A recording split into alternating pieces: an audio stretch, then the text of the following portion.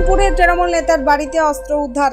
মুর্শিদাবাদ জেলা জুড়ে পুলিশের বড়সড় অভিযানে উদ্ধার বিপুল পরিমাণ বেআইনি আগ্নেয়াস্ত্র ও তাজা কার্তুজ। পৃথক দুই থানা এলাকার অভিযানে মোট 10টি আগ্নেয়াস্ত্র, 11টি ম্যাগাজিন এবং 226 রাউন্ড গুলি উদ্ধার করেছে পুলিশ।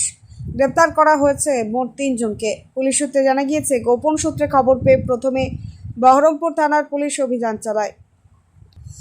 পুলিশি হেফাজতে থাকা বহরমপুর শহর যুব তৃণমূল সভাপতি পাপাই ঘোষকে জিজ্ঞাসাবাদের পর তার বাড়িতে তল্লাশি চালানো হয়। অভিযোগ, সেই তল্লাশিতে উদ্ধার হয় 7টি বেআইনি আগ্নেয়াস্ত্র, 5টি ম্যাগাজিন এবং 186 রাউন্ড তাজা গুলি।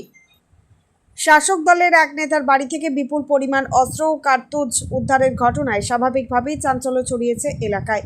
অন্যদিকে শক্তিপুর থানার পুলিশও পৃথক একটি অভিযানে এক অভিযুক্তকে গ্রেপ্তার করে জিজ্ঞাসাবাদ শুরু করে। তার দেওয়া তথ্যের ভিত্তিতে তল্লাশি চালিয়ে উদ্ধার করা হয় আরও 3টি আগ্নেয়াস্ত্র, 6টি ম্যাগাজিন এবং 40 রাউন্ড গুলি।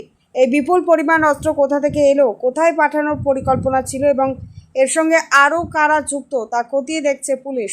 ঘটনার পিছনে অস্ত্র পাচার চক্র বা বড় কোনো নাশকতার পরিকল্পনা ছিল কি না, সেই সম্ভাবনাও খতিয়ে দেখা হচ্ছে।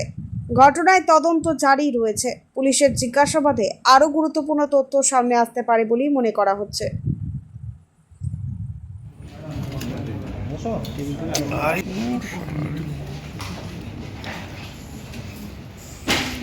পিছনে আসুন, হালকা পিছনে পিছন থেকে পাওয়া যাচ্ছে না।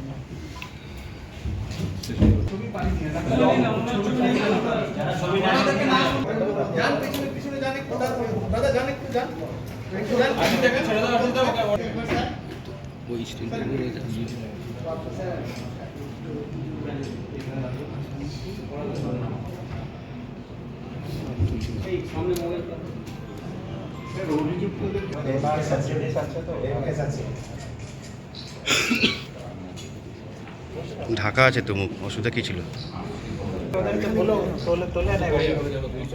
শুধু এটা সরালে তো